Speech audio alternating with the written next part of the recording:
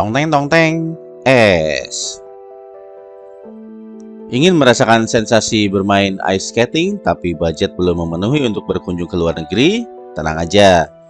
Sekarang ini sudah tersedia beberapa tempat bermain ice skating yang mudah dijangkau dari rumah kamu. Selain digunakan untuk bermain, ternyata arena ice skating juga sering digunakan untuk berlatih guna mempersiapkan diri pada kompetisi olahraga es ini.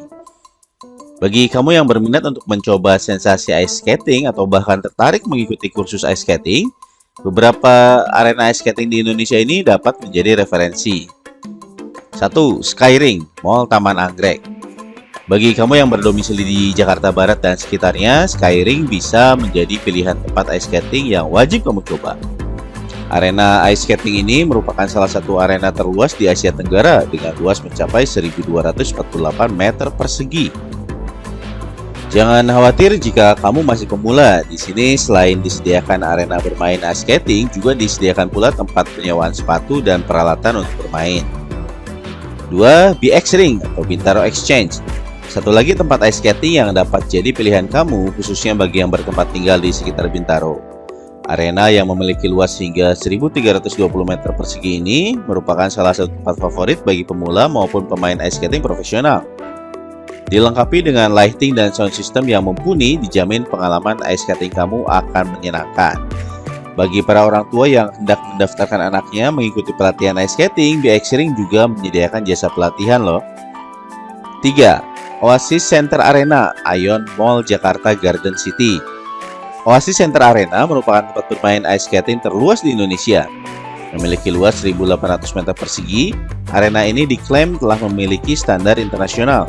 Tempat ini juga dilengkapi dengan berbagai fasilitas seperti ruang ganti, loker, kafe, hingga tempat penyewaan perlengkapan ice skating bagi pemula.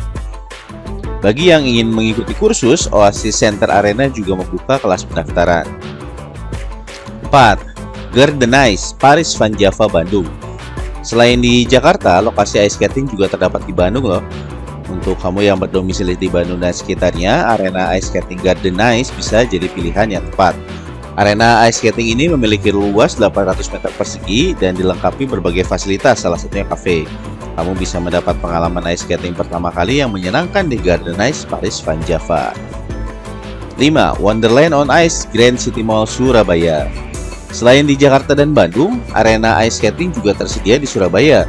Berbeda dengan arena-arena sebelumnya yang permanen, arena di Surabaya ini hanya dapat ditemui pada saat-saat tertentu saja. Biasanya, arena ice skating ini hanya dibuka sebanyak 2 kali dalam setahun pada saat libur akhir semester dan libur akhir tahun. Arena Ice Wonderland ini selain menyediakan tempat ice skating, juga menyediakan snow playground, yaitu tempat bermain salju untuk anak-anak. Saat melakukan ice skating, banyak hal yang harus disiapkan dan diperhatikan. Apalagi kalau kamu baru pertama kali melakukannya. Biar nggak salah kaprah, ini adalah beberapa tips dan trik ice skating bagi pemula. 1. Pakai sepatu dalam keadaan baik. Pastikan ukurannya pas, jangan kebesaran atau kekecilan biar nyaman selama dipakai. 2. Wajib mengenakan kaos kaki. Suhu di arena akan dingin, kakimu akan lembab. Kalau nggak pakai, kakimu bisa lecet atau mati rasa loh. 3. Cobalah mengenakan pakaian yang lebih ketat untuk membantu menjaga keseimbangan, karena tak ada pakaian yang melambai-lambai. 4. Lakukan sedikit pemanasan dan peregangan otot untuk menghindarkan potensi cedera atau kram saat meluncur. 5. Meluncurlah di pinggir arena untuk sesaat. Kamu perlu mencoba dulu. Ketika sudah seimbang, perlahan bergeserlah ke tengah. 6. Kalau terjatuh, jangan terlalu lama berada di lantai. Kalau terlentang, bisa-bisa kamu ditabrak peseluncur yang lain. Tanganmu pun bisa terlindas. 7. Kalau sudah bisa meluncur, pastikan kamu tahu cara berhentinya ya. Tekuk lutut, putar jari ke dalam kaki dan dorong keluar tumitmu. 8. Hindari meluncur dengan cara mundur karena kamu bisa menabrak orang dan terjatuh. Saat sedang belajar, meluncurlah ke arah depan. 9. Jangan tiba-tiba berhenti atau berhenti mendadak atau berdiri di tengah arena karena bisa mengagetkan peseluncur lain dan saling bertabrakan. 10. Selalu gunakan alat pengaman, mulai dari helm hingga pelindung siku dan lutut supaya ketika terjatuh tak terjadi cedera yang parah. Tong teng, lava. 12 tahun yang lalu, tepatnya 26 Oktober 2010, Gunung Merapi meletus besar. Ini adalah letusan yang paling besar dan paling buruk. Letusan demi letusan terjadi, sehingga puncaknya pada tanggal 3 November yang begitu dahsyatnya. Rangkaian peristiwa tersebut menyebabkan 353 orang meninggal dunia, yang salah satu korbannya adalah sang juru kunci Gunung Merapi Mbah Marijan. Yang terbesar setelah Galunggung tahun 1982, penduduk Merapi tidak pernah merasakan letusan semacam ini dalam jangka waktu 100 tahun terakhir. Letusan Gunung Merapi tersebut kian mengganas. Merapi mencatatkan rekornya dalam meluncurkan awan sejauh 15 km dari puncak Merapi menuju Cangkringan yang berjarak 15 km dari puncak Merapi. Nah, jika erupsi Gunung Merapi sebelumnya menghasilkan awan panas yang mengalir turun dari puncak menuju lereng, pada tahun itu selain letusan yang membumbung tinggi, gunung tersebut juga memuntahkan material-material yang ada di dalamnya dalam bentuk bebatuan panas dengan berbagai macam ukuran. Berdasarkan bnpb.go.id, kerusakan yang diakibatkan oleh erupsi Gunung Merapi berdampak pada sektor pemukiman, infrastruktur, sosial, ekonomi, lintas sektor yang mengakibatkan terganggunya aktivitas dan layanan umum di daerah sekitar Gunung Merapi. Berdasarkan data yang dihimpun oleh Badan Nasional Penanggulangan Bencana atau BNPB pada tanggal 31 Desember 2010, kerusakan dan kerugian yang diakibatkan dari letusan Gunung Merapi tersebut sebesar 3,62 triliun. Puluhan ribu orang mengungsi dan ribuan ternak mati. Bencana tersebut mengakibatkan kerusakan dan kerugian besar di wilayah Magelang, Boyolali, Klaten, dan Sleman.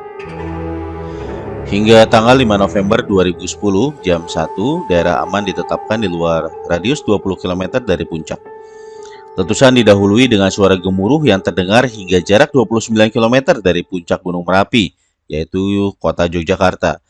Terdengar juga hingga kota Magelang dan Wonosobo. Hujan kerikil dan pasir mencapai kota Yogyakarta bagian utara, sedangkan hujan abu vulkanik pekat melanda hingga Purwokerto dan Cilacap.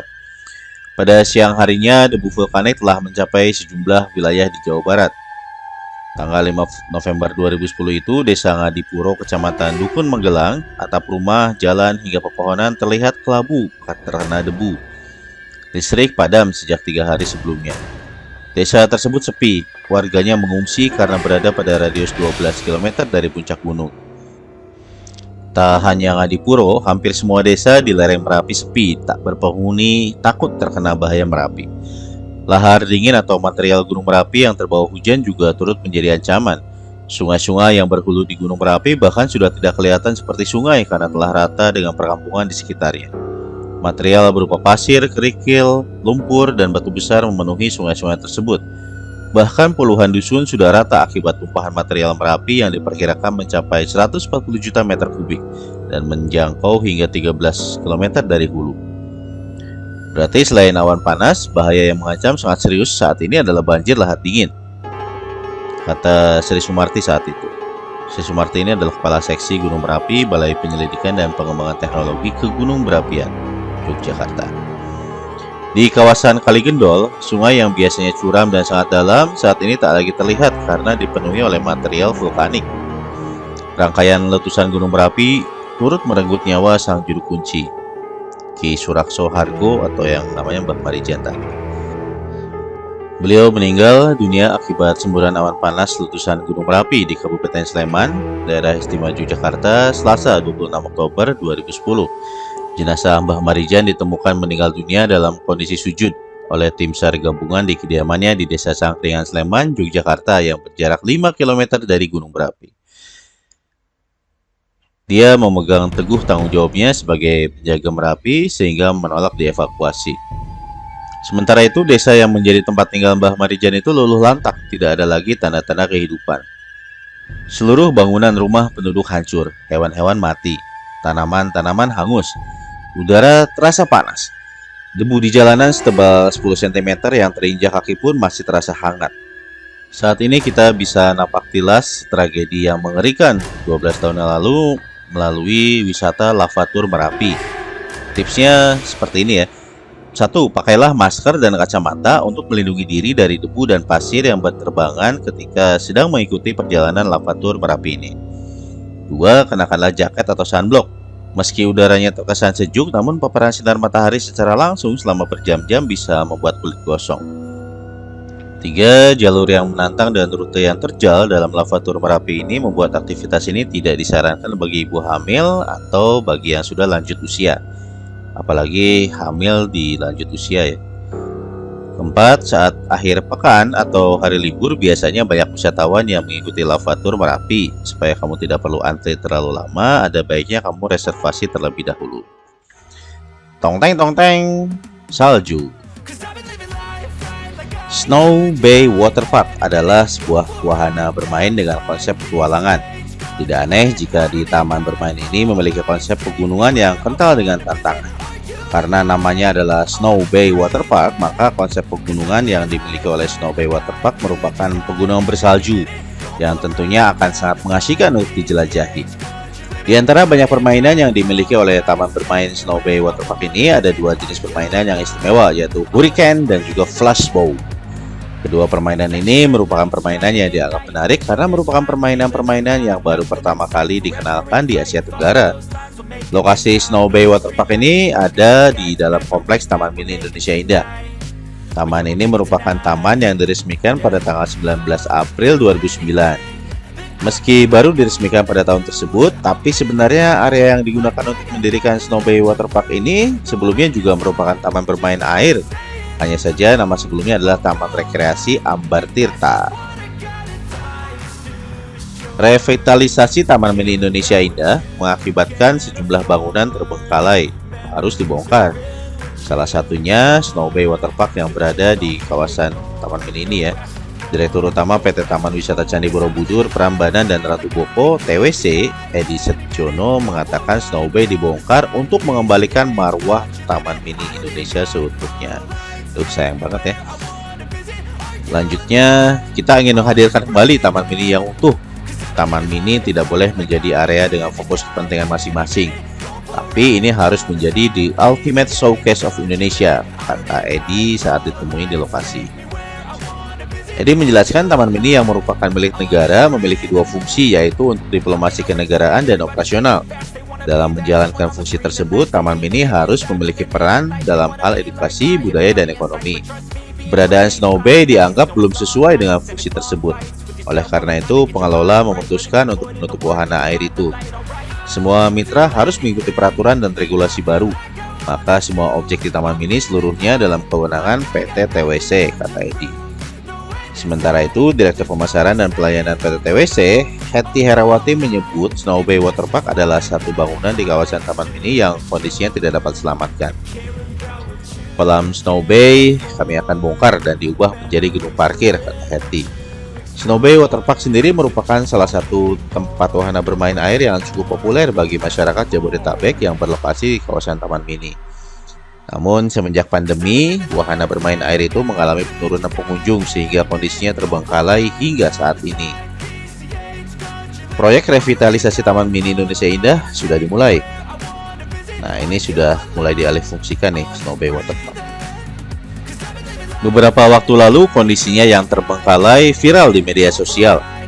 Detik.com datang ke lokasi pada Jumat tanggal 21 Januari 2022 yang lalu ya untuk melihat langsung kondisi terkininya. Ketika sampai di sana, terlihat aktivitas beberapa pekerja konstruksi. Di pintu masuk juga dipasang banner bertuliskan pembangunan gedung parkir dan fasilitas penunjang kawasan Taman Mini Indonesia Indah. Detik.com kemudian berbincang dengan salah satu pegawai unit K3 dari PT Utama Karya, Rustam, mengenai kegiatan pembangunan di Snow Bay Waterpark. Ia membenarkan Snow Bay Waterpark akan diubah menjadi area parkir ya, sesuai dengan konfirmasi Ibu Hetty tadi ya.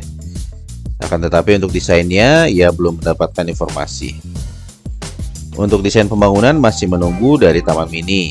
Taman Mini masih menunggu dari PUPR, yang megang kan PUPR, jadi menunggu informasi PUPR katanya. Sementara itu saat ini timnya masih melakukan pemetaan. Mereka mengukur luas area serta memperkirakan bangunan yang harus dirobohkan dan yang dapat dipertahankan. Kondisi Snow Bay Waterpark saat ini memang tak terurus karena sudah lama tutup. Sejumlah kolam renang dibiarkan begitu saja hingga air yang keruh. Ini adalah kunjungan kami yang terakhir sebelum kondisi Snow Bay Waterpark ini memprihatinkan ya. Airnya masih bersih dan di situ ada kolam renang seperti sungai, dia panjang berkeliling dan kita bisa ya seperti berenang di sungai berkeliling-keliling di sini. Di situ juga disediakan balon bukan balon ya, ban untuk mengapung gratis. Oh, anak-anak senang banget nih ketika berenang dan menjelajahi sungai buatan yang berupa kolam renang di Snow Bay Waterpark ini. Sampai nggak mau naik, sampai sore pun nggak mau naik, sampai tutup tuh. Kalau nggak tutup mungkin akan tetap ada di sini juga mereka. Kalau boleh nginep kali ya di sini. Toko-toko yang dulu menjual perlengkapan renang dan kuliner pun juga tutup sekarang. Ya iyalah, karena Snow Bay-nya juga tutup, yang ngapain mereka buka. Demikian pula dengan loket serta loker-loker ganti yang ditinggalkan begitu saja. Bila pembangunan ini sesuai rencana, itu artinya wisatawan harus bersiap mengucapkan selamat tinggal pada Snow Bay Waterpark. Bagaimanapun, tempat ini pernah menjadi saksi keceriaan keluarga menghabiskan masa liburan. Dikutip dari situs tamanmini.com, Snow Bay Waterpark mulanya dirancang secara khusus sebagai taman rekreasi petualangan berkelas dunia berkonsep pegunungan salju. Taman seluas 3 hektar ini dibangun pada tahun 2008 dan diresmikan pembukaannya oleh Ketua Yayasan Harapan Kita, Bu Siti Hardianti Rukmana pada tanggal 19 April 2009. Jadi 2020 lah mulai kena pandemi ya, kurang lebih 10 tahun beroperasi. Sayang sekali. Nah, selain berbagai macam wahana air, di sini juga ada ombak buatan. Jadi kolam dengan ombak buatan. Ini setiap beberapa jam sekali ombak buatannya dinyalakan ya. Ya, berasa seperti di pantai sih, tapi dengan air tawar dan tentunya lebih aman karena nggak akan terseret ombak ya. Nah, saat ini yang masih buka ya, tempat wisata yang menuansakan taman air seperti ini adalah di Jogja Bay Waterpark di kota Yogyakarta. Kalau di sini di Snow Bay ini kan konsepnya adalah pegunungan salju. Kalau di Jogja Bay itu konsepnya adalah pirates atau bajak laut. Jogja Bay juga ditetapkan sebagai salah satu wahana air atau waterpark yang terbesar di Asia Tenggara dengan luas sekitar 7 hektar. Bagi warga Jakarta dan sekitarnya sekarang cukup jauh juga ya kalau mau berwisata ke tempat yang bernuansakan air ke waterpark seperti ini, harus ke Jogja gitu. Tapi kalau memang sekalian mau berwisata ke daerah sana dan menikmati wahana wisata yang lain di Yogyakarta dan sekitarnya, menikmati keindahan alam di daerah Pacitan misalkan, tidak ada salahnya juga coba mampir ke tempat ini, ke Jogja Bay ya. Di Jogja Bay juga ada kolam dengan ombak buatan sih, mirip lah dengan di Snow Bay ini. Banyak juga perosotan seperti di sini. Anak-anak senang sekali kalau lagi bermain di sini. Dan ini ada perosotan yang ekstrim ya di Snow Bay. Ya cukup membuat jantung ketinggalan di atas nih kalau naik di wahana ini. Jadi hati-hati yang punya penyakit jantung atau yang lemah imannya. Lemah imannya.